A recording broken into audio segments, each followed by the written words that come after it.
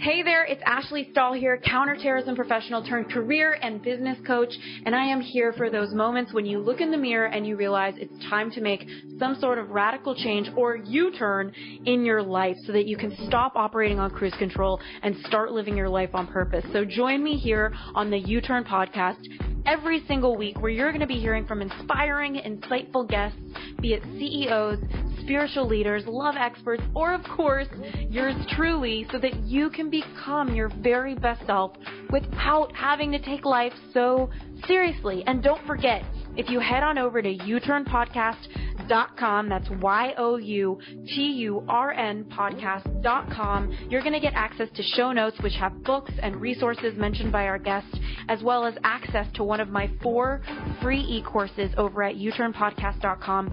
Whether you want to land a new job you love, get clarity on the best career path for you, launch that dream business, or deepen your romantic relationships. Whew, okay, enough about me. Let's get this party started with this week's guest. This episode is brought to you by Cake Publishing, ghostwriting, publicity, and copywriting house, there to help influencers and entrepreneurs get their voice out there in a much bigger way. If you're ready to make a bigger impact, head on over to cakepublishing.com. That's CAKE publishing.com.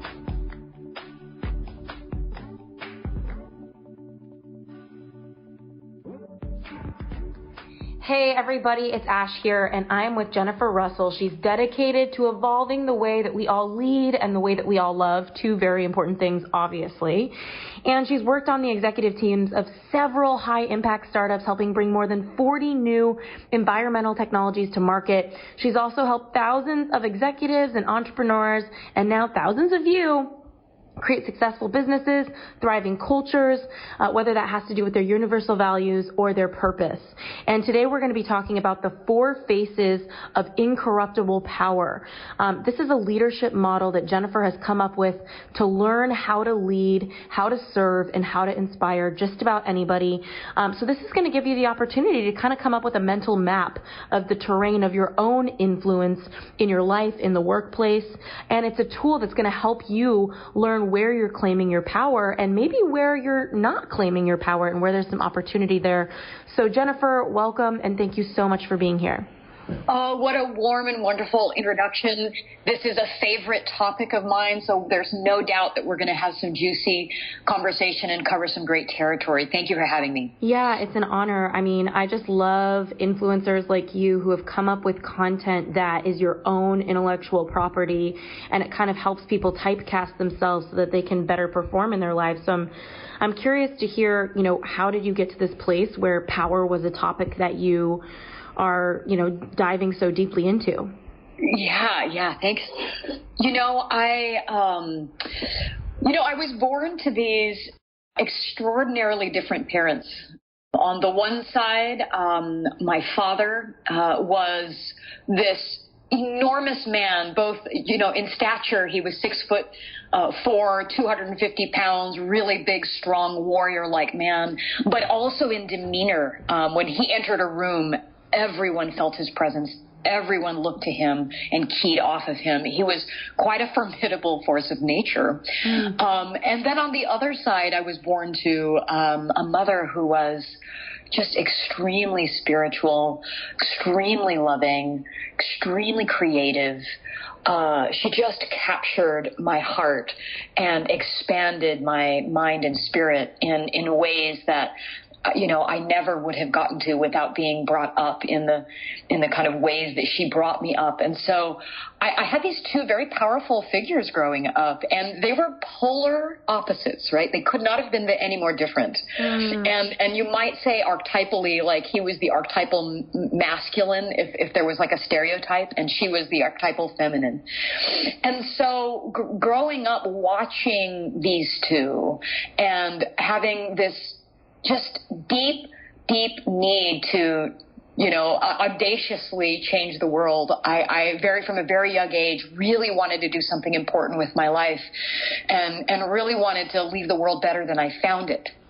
And that really got me started on this path. And ever since then, I've been a deep student of transformation and evolution, looking into what science has to say, looking into what metaphysics has to say, looking into the human potential movement, studying, a dozen different modalities about what creates change, what creates influence in the world, and how to help people do more of that.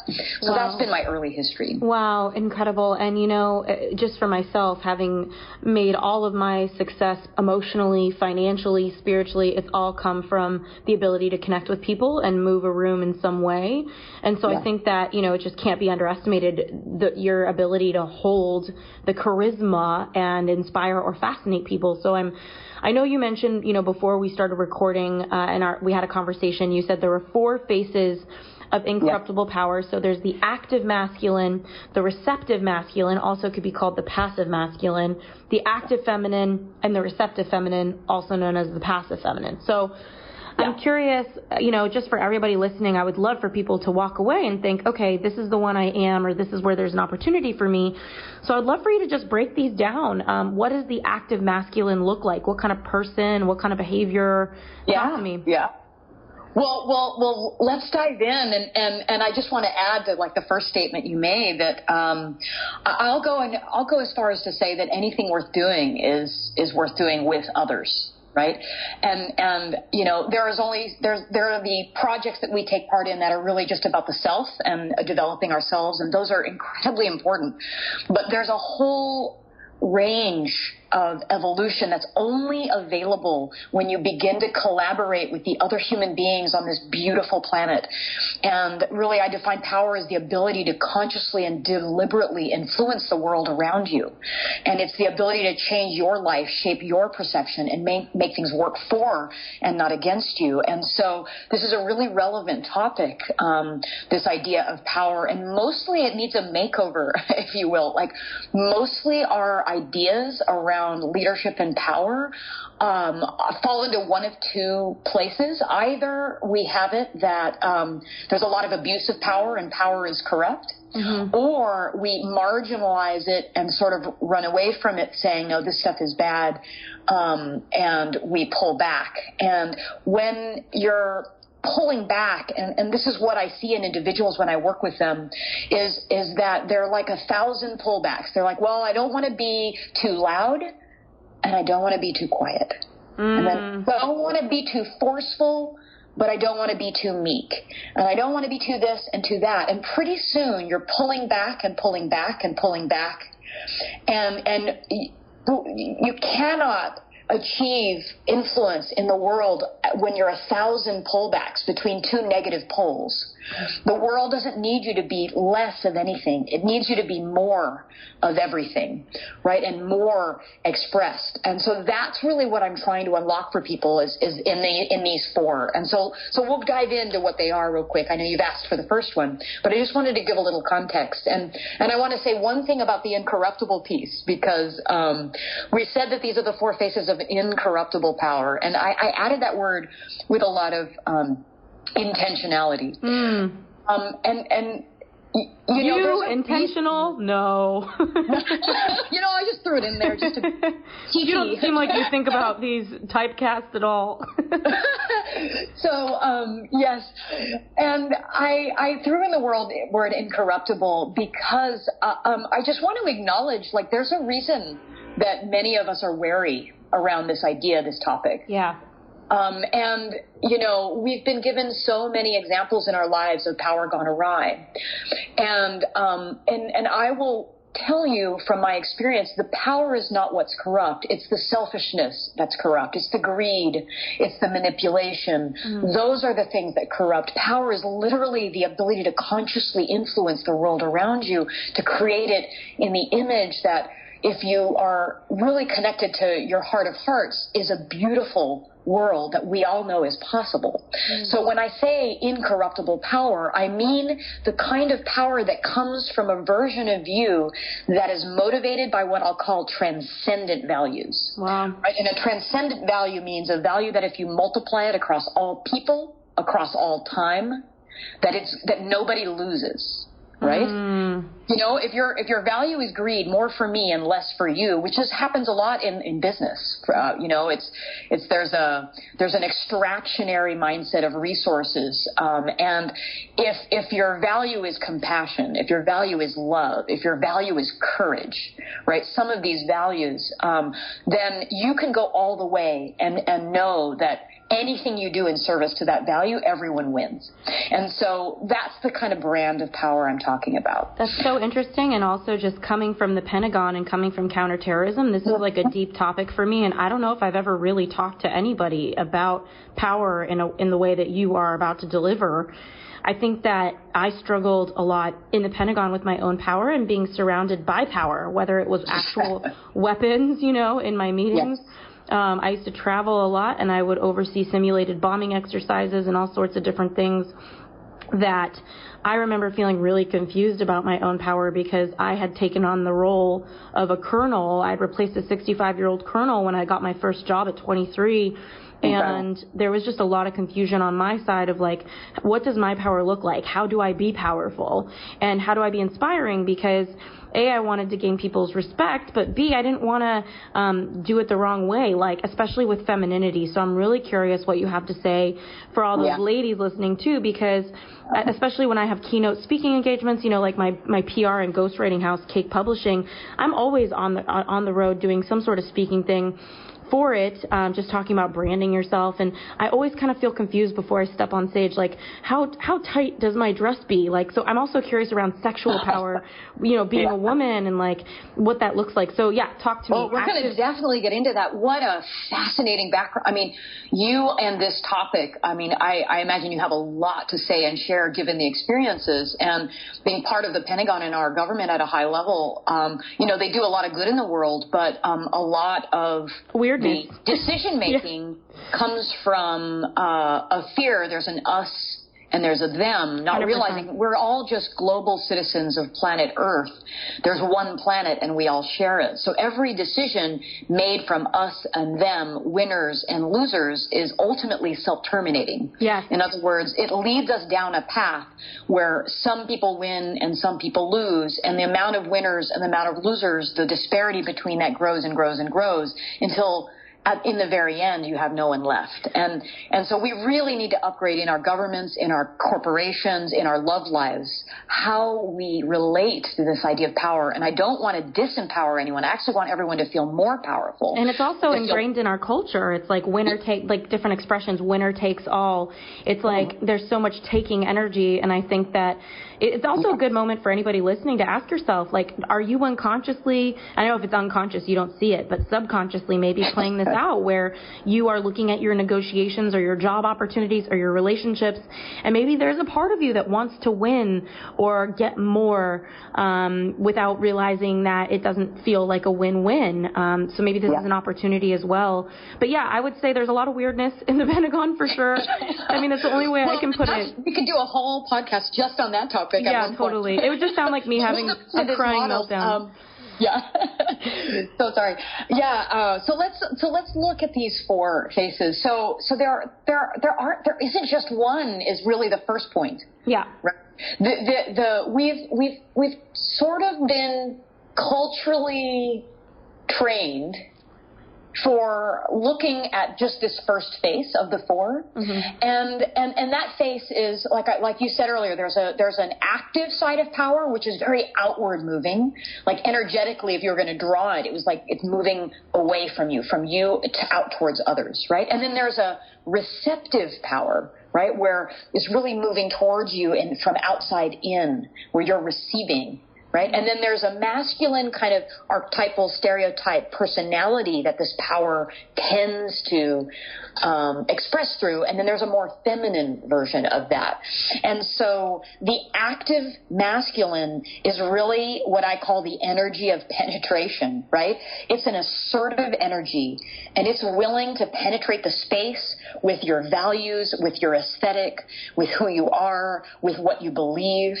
And this form of power means that when you see something out of alignment, you're courageous enough to change it with purpose and urgency. And it's a willingness to assert your aesthetic into the space, right? So this form of power tends to be the only one we think of, right? The qualities are strong, decisive, self-assured, candid, driven, high-performing, right? Results-focused, getting things done. All of this should sound very familiar because you've probably culturally been either rewarded for being these things or ostracized for not being enough of these things. So this form of power is incredibly important.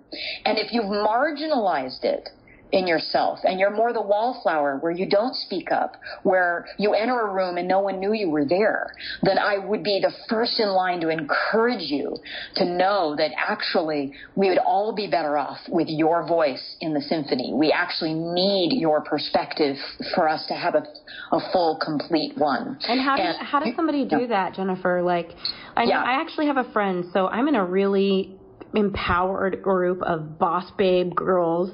Oh, I love it. And, it's like boss city, and so obviously there's all sorts of different power energies that I'm experiencing, and I love them all so much.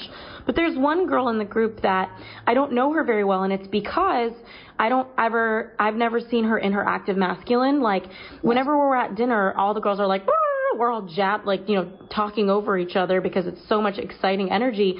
And I almost leave dinner every time thinking, like, I wonder who she is. I wonder what she's about. And she has a business that's very successful. So I'm also kind of inspired by her because I'm like, damn, how did she do it? Because I created a lot of success in my e-course company when I had my job hunting course through my active masculine, to the point where I was like, oh, my God, I literally feel like I actually have a penis. And talk about penetrating, like I was just penetrating the market with my masculine active energy.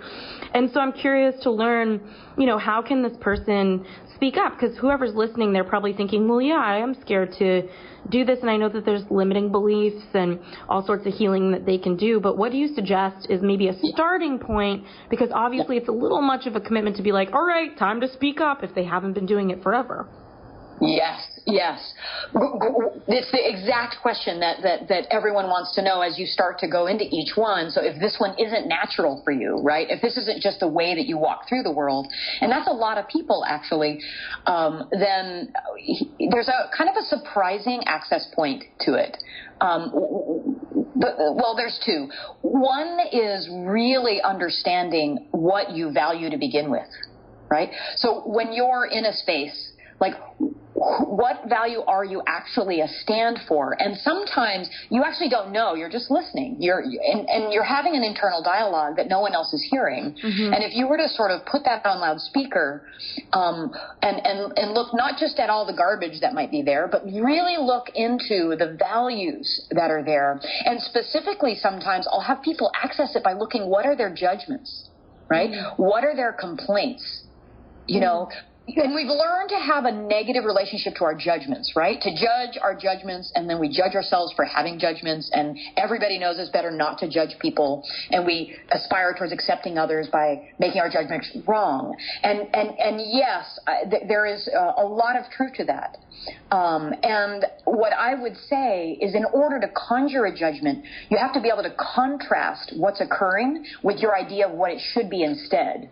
Right? And that means your vision for the world is much more detailed and specific than you likely imagined. And that it also means that the judgments that upset you the most are correlated with the violations of your values and your aesthetic that you care about the most. So they'll actually give you a map to what you'd like to be different and a sense of your priorities, right? So I generally will ask someone, okay, so are you having a judgment right now? They'll tell me the judgment. That's the top layer. It's mostly garbage. So we mostly throw it away. So let's slow it down to the woman. Yeah. Sorry, because I have so many questions and you're giving so much content that's so amazing.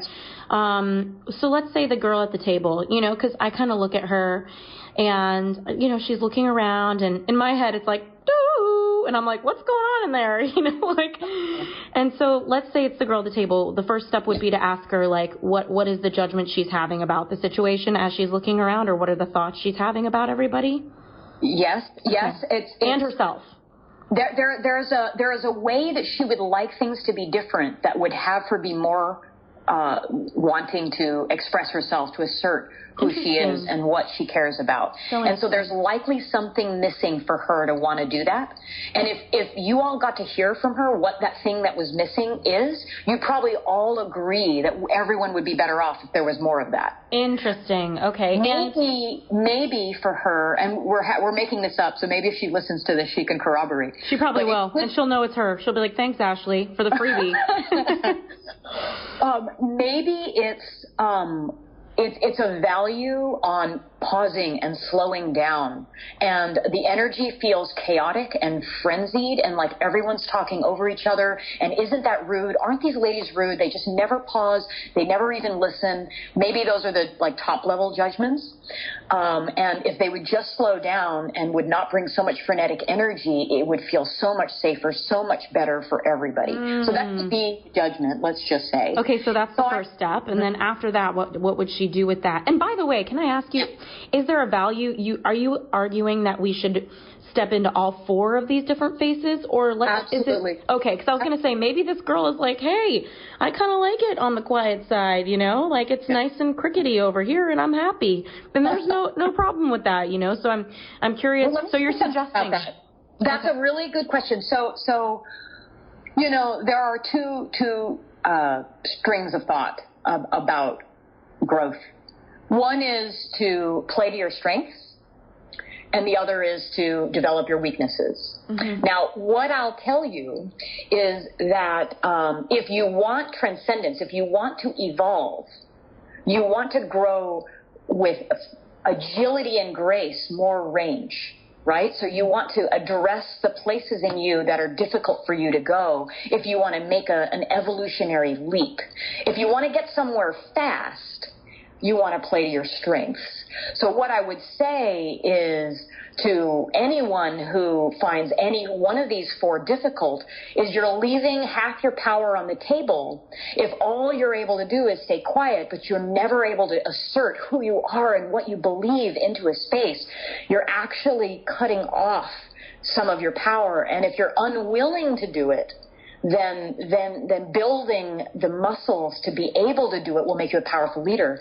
If you have a preference for it, that's fine. But what I want to unlock for everyone listening is infinite choice. And that in any moment with agility and grace, you can move between the four. So rather than a personality typing system telling you you're this type, I actually want you to realize that you have access to all of these, and moment by moment, the discernment to feel when is the time to listen. When is the time to speak.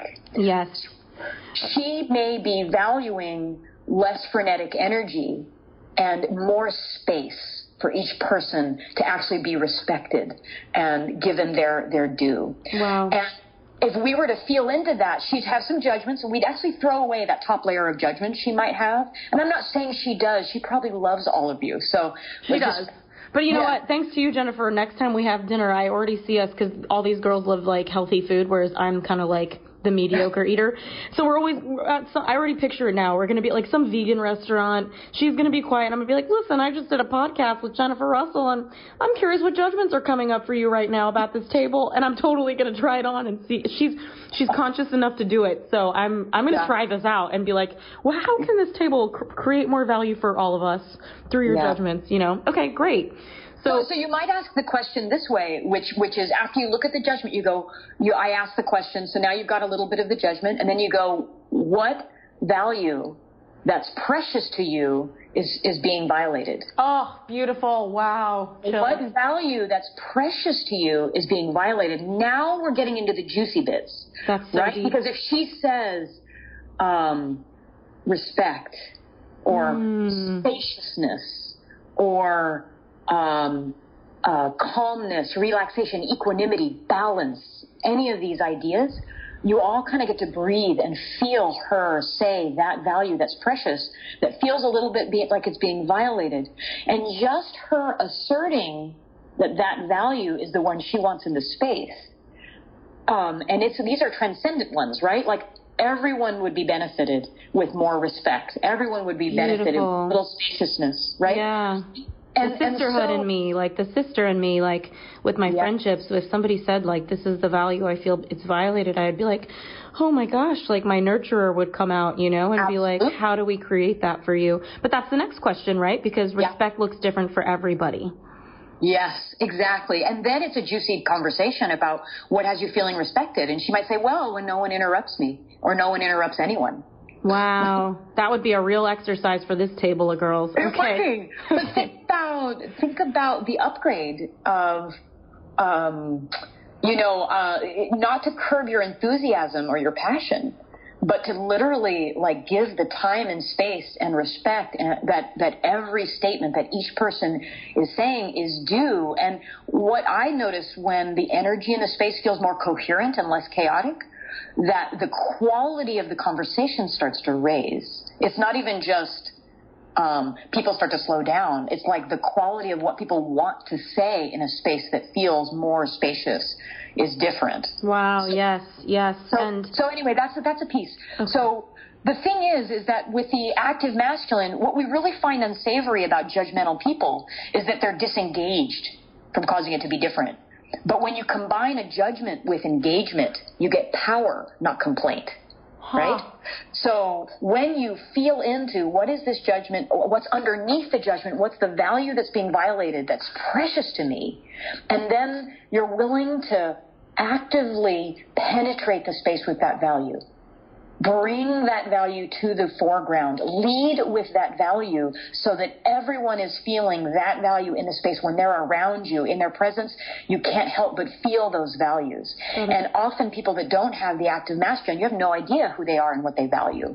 And so their access point is to actually begin to learn what it is that they are judging, learn what values they're feeling violated, and then to bring those values in. Wow, that's so interesting. And I feel like also asking you, for the boss babes at the table who we all built businesses in our active masculine, so we're all very familiar with this.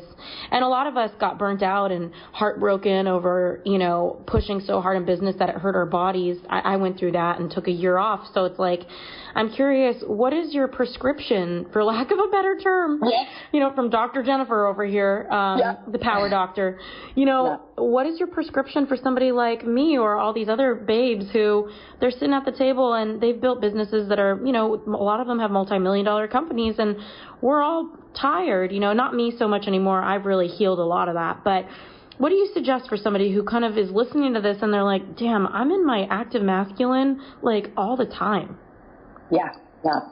Well, it's a perfect segue, because this whole model is sort of the answer to that question. Because what I would say to you, if you have an overdeveloped active masculine, you want to look at a couple things. One, you want to look at if you're expressing any of the shadow, which the shadow of this one is aggression. Yes. Right? Where the subtle aggressions, like interrupting someone even, right? The subtle aggressions of putting down someone else's thoughts and ideas because yours feel more important or more right. You want to look at those and these are the ways that we actually leak our power, right? And each of the four faces has like a dozen ways that we leak our power. And we won't have time to get into all of that, but I can just touch on a little bit of it. And so you want to look at that, but then you want to look at, for you, I would say, let's develop the more receptive masculine, which I'm going to go into next. Okay, so this is the second one, is the receptive, or you could call it the passive masculine, which for me, when you're dealing with active and passive, it just sounds easier to hear. So let's say passive masculine. Oh, yeah, we can say passive. There was someone who came to me that got very triggered by the word. Oh. And so I was like, well, the feeling of that I'm going for is this receptivity. Mm-hmm. And they're like, oh, I get it. So if one, we'll call it passive, but any of you listeners that aren't liking that word, please just substitute. Yeah, great. And if we offend you, it's okay. I got some trolls, Jennifer. I've made peace with them. They troll hard. So I'm like, okay, I got to let this go or I'm going to go nuts. So, okay, passive masculine. Yes, absolutely. We spend too much energy on the ones bringing the negativity and not enough on the ones that are actually lifting us up. So just as an aside. Mm-hmm. So for you, I would say look at the two passive ones, which is the passive feminine and the passive masculine. So let me talk about that one, and then I'll maybe more deeply answer your question. Okay. So there's a passive masculine. So what is that? And so that one I call, and excuse me, I'm from California, so you'll have to excuse the California of this one, but it's called holding space. You've obviously had like a yoga class or two to hold space. Yeah. If you've ever done yoga, if you've ever been in California, if you've ever been in the New Age movement, you've probably heard this idea of holding space. And the reason I use it, and I even use it in executive contexts, and it's really this strong, unassailable, untriggerable container that you create that other people get to express inside of, right? So you bring full presence, unconditional attention, and an opening for another person's expression without any agenda about what that expression should be, right? So this is holding space, right? And I call it a masculine because there's a strength to it. It's like you can put the chaotic feminine inside this container that is being held, and this person is unperturbable, untriggerable, and listens with no need to hide it, to fade it, to fix it, or make it any different, because this energy allows whatever is there to fully express itself. Oh my God, Jennifer, you just described my ideal romantic partner. I'm like, wow, yes. I'm in love with whoever has that. That's beautiful. Okay, beautiful. Careful, you're going to get people on this podcast starting to write to you. Hey guys, you just send me a DM on Instagram. So the energy of holding space, it's like that strong, safe container. These qualities, this person has empathy. This person is cooperative. They're a good listener. They're balanced. They're even-tempered. They're diplomatic. They're just, right? Everyone feels welcome. So this person's decision-making style is to really take in and weigh everyone's views, right? And they're fair, they're inclusive, they're open to input, right? So this is the passive or receptive masculine, right? And so you can see already, if all you are able to do is penetrate the space and be the active masculine and penetrate, and you have your agenda and you know how things are going to go and you're telling everybody how it is and what you value, and if you weren't able to step back and then create a space where other people can actually add and be their most creative and their most wise and their most expressed in your presence, you can see that after a while that leader would be harder to want to follow because you would feel like you couldn't bring any of you in it. Mm-hmm. And so you're actually, without the passive masculine, you're cutting out the incredible synergy that can happen when you allow other people to shine in your presence. And great leaders know how to unlock everyone's highest potential. And part of the ability to do that is getting out of the way, stop penetrating the space, hold space so that even the people that feel a little meek or quiet, that even they feel safe to fully express their creativity. You know, Jennifer, so sorry to interrupt you. No, it's right. You just got so many nuggets here, but after I left the Pentagon, I ended up managing the global threat intelligence team for a Fortune 100 company, and I reported to the CSO of that company. And I wish I could say who it was because it really paints a picture. But what I will say is that I've never been so inspired by a leader, because this man, I think he was very in touch with his receptive masculine, where everybody felt safe to share ideas. He was one of the most powerful people in this. I mean, this company is probably like one of the top 20 companies in the world. And he's sitting there as the chief security officer in charge of making sure that thousands of staff traveling the world are safe. And that's part of what my team's job was. And, you know, I would watch him just kind of settle as people would jockey around the room with loud, noisy ideas. And truly, he was holding this space, never making anybody wrong. And watching him, I kind of thought to myself, like, he's the perfect leader. So I'm curious what the shadow is of this, because to me, I'm like, wow, I want to marry a man like that. And I'm curious what's missing. Is it that they don't take action that often? Yes, you're hitting on it. I call the shadow of this one, when it's distorted, all of these, every quality, no matter how good or bad, it has a shadow and a light side. So this one is disengagement. So if all you're doing is holding space for everyone else, and you never assert your ideas, you just listen, and hold space and listen and hold space, what happens is you can go into collapse and withdraw and eventually disengagement. Or indecision, huh? Because I've seen that. And then you're never actually, you're letting everyone else determine the agenda. You're actually not adding your own values, your own stand for what you think ought to be done because you're too busy holding space for everyone else's. And so when this goes awry, just like the active masculine, when it goes awry, it goes to aggression and hostility. This one goes to collapse and disengagement. And so you want to watch those two. Because there's a way, and this is why I don't like to type people. I like more to unlock your ability to do both. So if you're doing this at the expense of the other four, or the other three rather, then I would say it's actually time for you to actually take a stand and tell us what you believe and what you think, because we all need to hear it and we all need to know it. So this is another one. And but I learned very young, I was working for a biotech company, and I learned this one as I was trying to figure out how to be a really good negotiator. And with a fairly large company, we were having to negotiate a deal. And my mentor at the time, the CEO of the company, was saying, okay, when you get on the phone, just stop talking. Wow. Yeah. And listen. Mm-hmm. And he did it to me over and over, and I couldn't help but fill the space.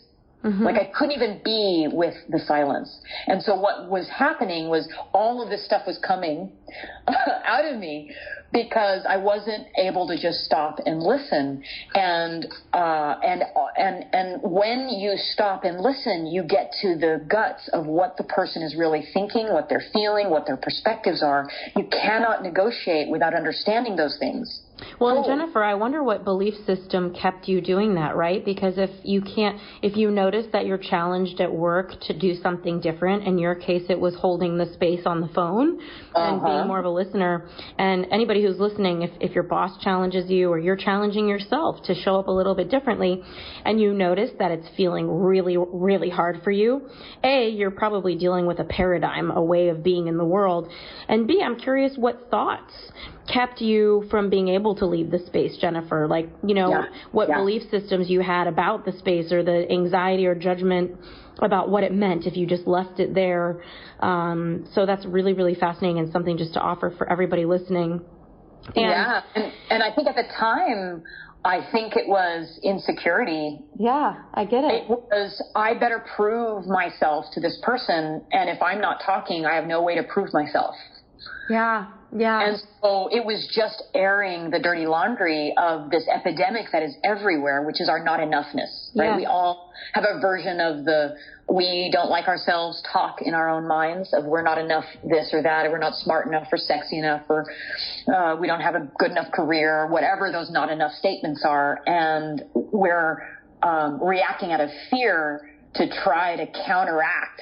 They call it flapping sometimes, having to feel that you have no value. And when there's silence in the space, there's like, if you have that belief, you feel like, oh, there can't be any value being generated, so I must not be valuable if I'm being silent.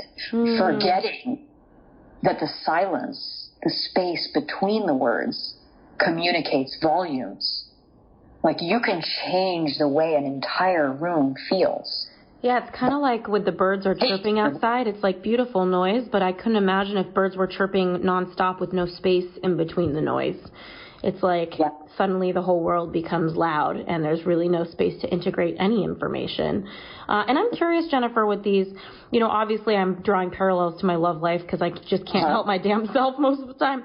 But I'm also curious, like, what do you have to say with active and passive masculine when it comes to, like, for example, in my relationships, I've been with a superpower man where he founded one of the, top 10 companies in the world.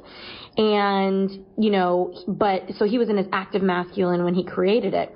But then, when we first started dating, and I'm not seeing him anymore, but I remember him being nervous sitting at the table with me and me being like, hey, what's with the nerves? And thinking, oh my gosh, this guy like goes out in the world and he's such a boss creating, billions what a compliment. Yeah, but I'm like, I don't know. Maybe he's just nervous all the time. But what do you have to say about, like, how is it that some people can show up in one spot in their active masculine all the time, and then maybe you put a pretty girl next to him, or, you know, a pretty hot, you know, guy next to the girl, and they kind of wince back, and they're not in their... So what do you have to say about the flow and the shape-shifting of when you show up in each one, or what that means? Yeah. These, you may have contexts where one of these is more natural for you in, let's say, business, and then in your love life, it's a totally different natural stance that you take. And primarily that has to do with your level of feeling resourced in the moment. Right? The more resourced you feel, the more easy it is to be behaviorally flexible. Okay. Right? The less resourced you feel, and when I say resourced, I like confident, capable, right? That you know that you're clear, confident, and capable, right? And when you feel those three things, then it's easy to be assertive. It's easy to feel self-assured and to speak freely. When any of those is at odds, you tend to degrade into the lowest common denominator, which is where you really exist in this map, and where you're being challenged. So the fact that in the area of love, this is not an area he's probably conquered at the same level that he's conquered business. He's won that game. He knows how to win that game. He's an expert there. But if he's still dating and hasn't really found his soulmate yet and is trying, then this is an area that he hasn't learned to conquer. So many of us haven't. And so I think that it makes a lot of sense that he would be nervous around you. Well, I just think about people it's listening a compliment. now. I would be complimented like all get out, and I would do everything I could. I would actually use the next face I'm going to talk about, which is the passive feminine, in order to create the comfort that he would need to call him out. Okay, so tell me, what is the passive feminine? Yeah, we'll go to that one next, and we'll end on the active. So for me, when I describe the passive feminine, this is attraction. This is seduction, right? This is like gravity pulling matter to matter. If the active masculine is this penetrative, outward moving force, then the passive feminine on the opposite side is the same energy but moving inward, drawing people towards you, right? This is love itself. Like attracts like. Matter attracts matter to form stars. This is an incredibly powerful force, right? And so the active feminine is someone who is able to rally people towards their cause, where, you know, I often use Helen of Troy, you know, with a wave of her hand, with a look in her eye. No, you said the passive feminine. The chips, right? You said the active feminine or the passive feminine? No, the passive feminine. Okay, because you just said the active feminine brings people to their cause. That was a mistake. Okay, got it. The passive feminine is that force coming inward and towards you, right? And so this passive feminine, the qualities are magnetic, charismatic, inspiring, motivating, collaborative, right? They create cohesion. And so these people, with a wave of their hand, people just rally towards their cause. You know, I often use Martin Luther King. When he spoke, hundreds of thousands of people would rally towards him to listen, to come and join the cause of civil rights. But he still spoke, right? So isn't there like a level of active masculine to like standing in a cause and speaking for it? Absolutely. And he's doing both of those at an incredibly nuanced and sophisticated degree. Got it. Because you can be an active masculine without the passive feminine and just penetrate the space with your ideas, but you might be a maverick, meaning no one's following you. Right? You might be assertively speaking your mind, but unless you are also able to magnetize people towards you, you're going to be leading just yourself. Mm-hmm. So great leaders know how to draw people in, know how to have you feel like you just have to join what it is that they're doing. You have to, and you feel inspired in their presence. You feel appreciated in your presence. You feel attracted to them. And so this form of power is magnetism, right? And it is incredibly powerful. And a lot of people have marginalized this form of power or over-sexualized this form of power. Yes. Yes. And And you mentioned that, are we going to talk about that topic? And here's kind of where this topic comes in. And because I am using the metaphor of like seducing people, right? Seduction. But there is the shadow of this is manipulation, is when you use your ability to draw people in, and you manipulate them for your betterment, but their detriment, right? Now, if you are bringing them in, calling them in, drawing them towards you, inspiring them to join, and it enhances their life purpose, and it's for the world's betterment, like I was saying earlier, no one loses, then this is far from manipulation. This is influence in its pure, this is inspiration in its pure form, right? So women often have this one a little more naturally, which is why I call it the feminine one versus a masculine form. This is a feminine form of power, the ability to draw people in. And it is so, so valuable. Leaders that know how to rally, this is what this power is all about. And so these people are compelling. Wow, that's so fascinating. And I know so many women in business who, the person that comes to mind when I think about this is Cynthia Kersey. I don't know if you've ever seen her, but she founded the Unstoppable Foundation, and I've sat down with her many times, and there is something about her presentation the first time I saw her on stage where I knew nothing about building schools in Africa, but by the end of the presentation, I was running up front with my credit card, like ready to invest in helping kids in Africa, which I did. Yes. And I've never, ever, it was like a hypnosis, like it's a hypnosis. And she wasn't even her active masculine when she was speaking on stage. She just had a magic to her where it was just like a dopamine hit of inspiration. And I'm also noticing, just looking back on my days in the Pentagon, we would have a lot of happy hours, and those were kind of like a scary breeding ground for me because I was the only woman and the men would get kind of wasted. One of them, God bless him, he's drunk, and he's like, let me show you my gun collection. And I'm like, oh my God, I think I'm going to pass on the gun collection. But my point being, I used to actually sit and think before I went to these, okay, I need to wear a loose dress. And my friends used to make fun of my dresses. They would call it sack dresses. They would say, any dress that looked like a professional sack, it was made of silk, but it was formless and it didn't touch my body. Ashley was at the Pentagon wearing pumps and a sack. And I used to have so many fitted dresses that and whenever and I noticed that if I wore something very fitted and I did my hair, it was I don't feel as comfortable. So what does that look like to get comfortable with putting yourself together in the outside world? Because I know there's a internal magic that people have that isn't about how they're dressed. It's just their charisma. But I think there's something to be said about how you present yourself. So how do you kind of be if you're somebody who naturally is pretty tapped into your sexual energy, you're pretty tapped in, and you want to, I don't know, do you have any suggestions for somebody that's maybe a little bit intense on the receptive feminine? Yeah, it depends on if you're asking someone who is overly seductive, or you're asking someone who is wearing the sack dress, because I would say different things depending. Yeah. Okay, well, what would you say? And I know receptive feminine, aka passive feminine. So what would you have said to me wearing my sack dress? Yeah. So let's start with that side. Maybe we share a little bit of the common story that even was part of what got me down this path to begin with, which is there were parts of me growing up that marginalized my femininity.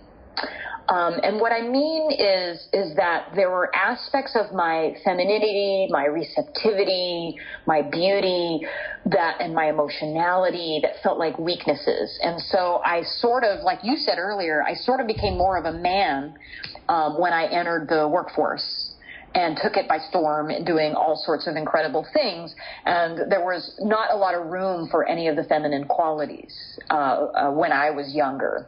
And so I was subtly marginalizing half my power, including the ability to draw people in, and including the understanding that I didn't have to force or push or aggressively penetrate, that the greatest power requires the lightest touch, right? And when you realize that there is a form of power that isn't forceful at all, that that with just the wave of your hand, thousands of people are rallied and moving, that is a sign of more power, not less. That the more force you have to engage in, the less powerful you are.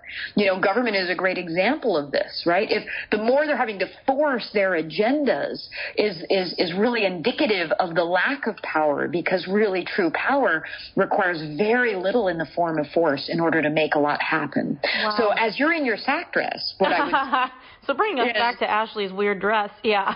I would say that while truth is compelling, so is beauty, right? When people fall in love with a vision, they fall in love with its beauty.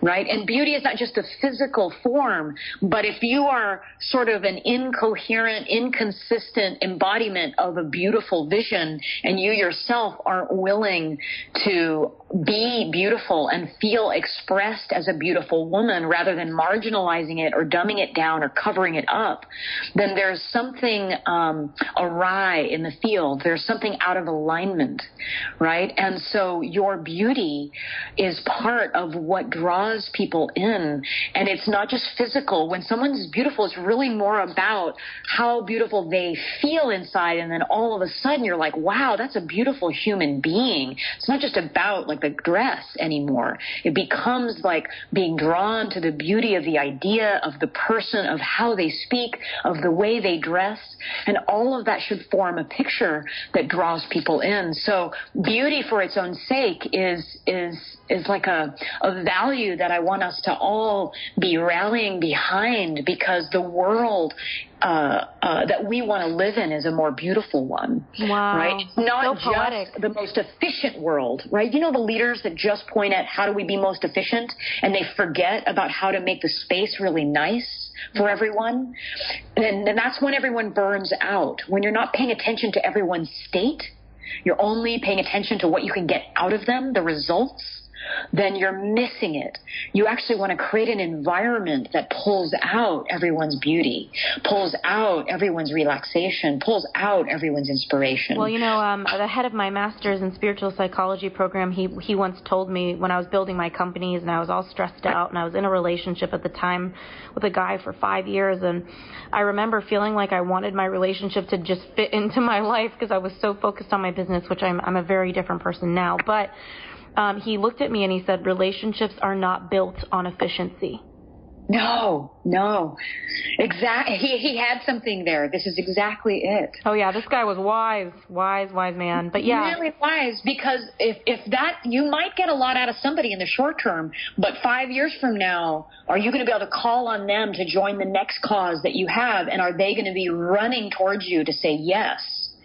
And most of what is the gating factor on whether they will or won't lies in how inspirational you were, how charismatic you were, how good they felt in your presence. Were they attracted to what you were doing, or were they repelled by you? So this is incredibly important. Okay, so let's tell me a little bit about the active feminine for everybody listening. I love this one. Now the coup de grace, right? The last, the real treat. And so let's do this. The active feminine, right? And so this one I sometimes will call intuitive and creative expression, right? And so this is, the exuberant, explosive, and bright. It's the intuitive and spontaneous power and beauty of creative expression. And if this sounds a little abstract, I'm going to explain it a little bit more, because the values of this type of power are freedom, self-expression, innovation, bold action, dynamism, intuition, right? Imagination, grace. So here's what I mean. And we'll like draw an example.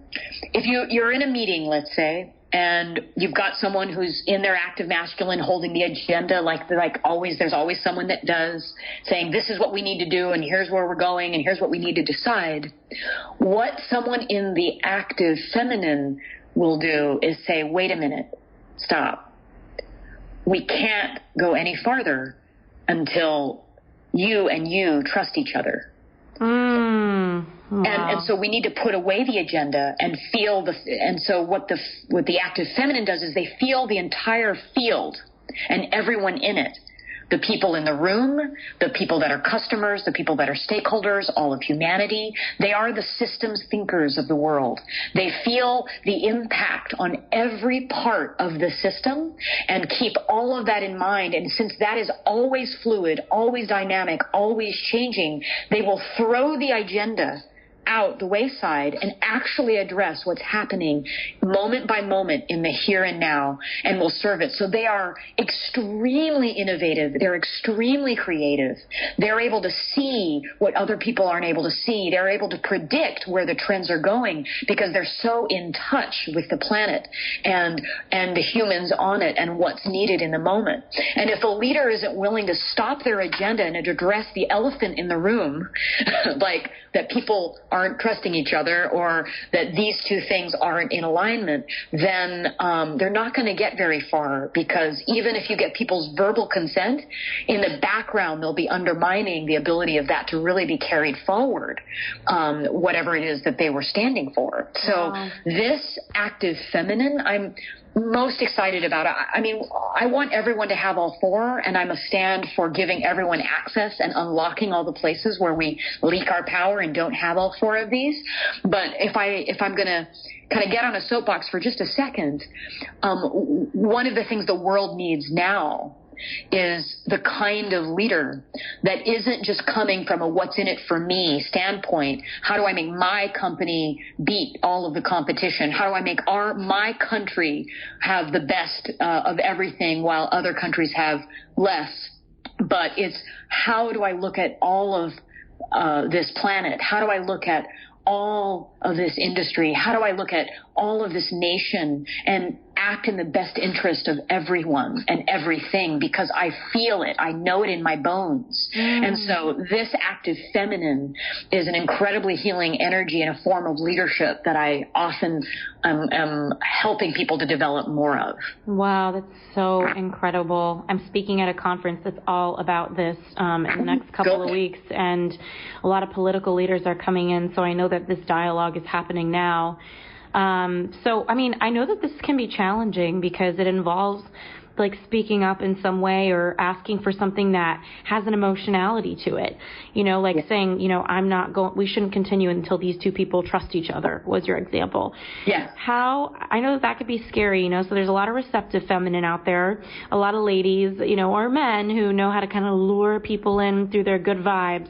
But how do you suggest taking it into that level where you overcome, you know, whatever power you stand in most of the time, and you step into a place where you're actually adding that sort of value and magic to your businesses, conversations, companies, leadership, whatever have you? Well, it starts with even knowing that power is multidimensional to begin with, right? It's not just this one face. And once you know that there are different ways of being moment to moment, that might be the appropriate way of being in order to lead, serve, and inspire almost anyone, then you can open up the territory and just look. And look at a situation, say, okay, what's most needed right now? In a way, the active feminine unlocks your ability to know when to do the other three. Right? Because the active feminine will feel the field and go, wow, like no one's leading the ship. I need to assert a value and an agenda. Or they'll go, wow, everyone's talking over each other. Let's actually listen more. Or they'll know that, oh, right now there are things that are under the surface that no one is surfacing, and they'll be the creative and intuitive and bring those to the fore. Or they'll help draw people in and attract people towards the cause. So part of knowing what to do is developing that ability to know that it's multidimensional and to look at how you can develop with agility and grace an ability to go between all four of these so that you are capable as a leader of not only having a quarter of your power on the table with wherever you tend to live, but where you can now develop all four. So when I'm helping people, I usually try to look at where they live. So as you're listening to this, I hope you all like drew those 4 in a square and figured out where you live and where is your natural, and looked at where is least natural, most confusing, most scary. And maybe you make a commitment to try to learn from the people that you see in your world that are embodying that. Try to begin to develop that side. And that's the work I do. I mean, I help people do that. And it usually involves looking at all the places you're leaking your power and to reclaim those pieces. A little power leak. Nothing like a little power leak happening. I'm sure plenty of those are going on in the corporate world today. Yes. This has been what a scintillating and fascinating, interesting conversation. I am so curious, where can everybody find you if they want to learn more about this or about your work? Yeah, a couple different places, but primarily I've got a website, jennifersrussell.com. I even have a power profile, if they want it, where you can actually answer some questions. You get a 20-30 page report where I go deeply into each of them and how to develop some of them, and you get a kind of a map of the terrain of your power and where you're showing it and where you're less developed. Wow. And I'm happy to have them just have access to that. It's totally free. You don't need to do anything else. You can just listen to this interview and enjoy that profile. And that's jennifersrussell.com/power profile. And you can also find me on evolvinglove.us, where I do more of my love work. So either of those places, reach out anytime. I'd love to be in the conversations, especially with the men and women in the world that are wanting to really influence and catalyze change. Those are the people I love speaking with and supporting. Wow. So, yeah, I'd be happy to do so much. I so appreciate you being on here. Thank you again, Jennifer. Oh, it was so fun. What a pleasure. What a juicy conversation with you, Ashley.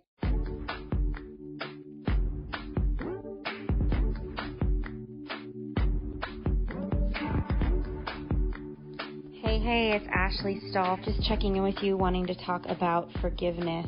It is such an important topic because the worst type of forgiveness to overlook is the kind you do to yourself. It is so important that you're forgiving yourself and creating that connection to yourself, because the more disconnected you are from yourself, the less possible it is for you to connect with just about anything. So how do you forgive yourself? How do you do work on yourself so that you're not projecting your own pain onto other people? The first step is whenever your peace is disturbed, you know that it is an opportunity for you to forgive yourself. So start to pay attention to your body, because your body's going to let you know when you've lost some level of peace. So feel your body, and when your peace feels like it's off kilter or you feel like you're just not in an ideal state, check in with your thoughts. Like, what are you thinking? So this reminds me a lot about my friend who called me the other day with her ex-boyfriend who wanted to call and talk to her or meet up with her, and she was feeling a lot of stress about the meeting, feeling like, is he going to confront me about this or about that, and is this going to be a bad conversation? And she had some things that he kind of knew about that she hadn't fully talked to him about, and I was telling her the first order of business that you always need to do when your peace is disturbed or when you're having a conversation with someone, anything, is you owe it to yourself to forgive yourself. You cannot have a conversation that hurts you with somebody when you own something. Well, I mean, it can hurt you. It can be painful. But nobody can make you wrong for something that you take ownership over. And that's why the first step is once you forgive yourself, once you make peace with yourself and you own something, people can't be upset with you about it. You're owning it. So the first line of business is whenever you feel your peace disturbed, get quiet, tap into your awareness, and start to pay attention to what aspects of you are present. Is it anger? Is it fear? Is it sadness? Is it judgment? Is it frustration? Is it rage? Like whatever you feel is really taking you over. And then my recommendation would be to write from that part of you. Like give that part of you a voice. So if rage is present, write from the rage. If happiness is present, write from the happiness. Usually your peace isn't disturbed when you're hit by a drain of happiness, but hey, if that's you, that's amazing. Write from that part of you and start to write all the judgments that you have on that part of you has on you. Maybe, you have a rage come over you and it thinks that you're you don't deserve something, or that you didn't do something right, whatever that rage has to say, or whatever that sadness has to say, or heartbreak, whatever you're going through, write from it, give it a voice, and just start writing all the judgments it has on you, all the judgments it has on other people, or if there's a person in the situation, and all the judgments it has about the world because you're going through that. That's a really juicy one, because usually those are your beliefs. And once you take a look at all of these things, forgive yourself. Remember that you are human. Remember your humanity. And after you forgive yourself, own where you could have done better.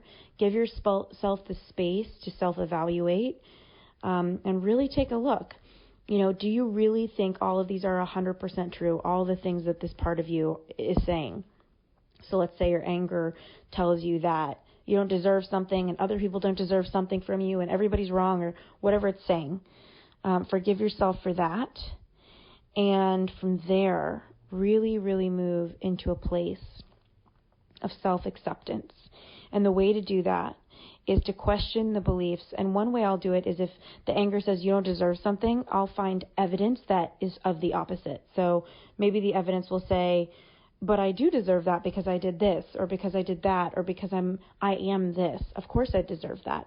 So I look for evidence to counter my beliefs and be able to forgive myself.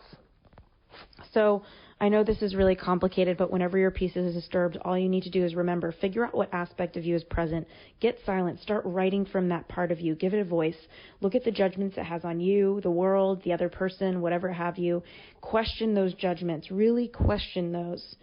Find evidence that supports the opposite of the ones that are extra painful, and realize that all of these things are made up. These are all stories you're telling yourself, whether it's fear-based stories to keep you from getting hurt, keep you from getting vulnerable, to keep you from being the light that you are, whatever it is. Forgive yourself first and take full ownership.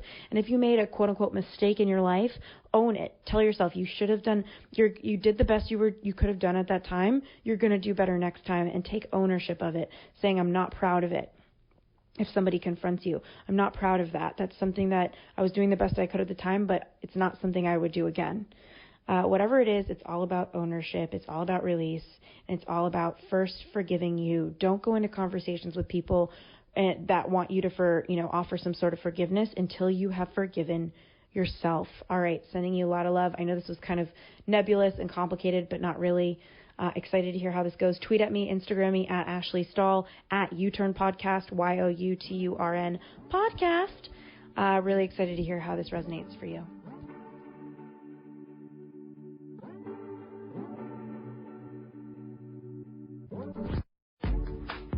Thanks again for tuning into this week's episode of the U-Turn Podcast. You can find all of the resources that our guest mentioned on our show notes at uturnpodcast.com. That's YOUTURN podcast.com. Also, don't forget, on the website, we've got our 4 free e-courses, whether you want to land a new job you love, get clarity on the best career path for you, launch your dream business, or deepen your romantic relationships. I'll talk to you soon. Can't wait to connect on next week's episode.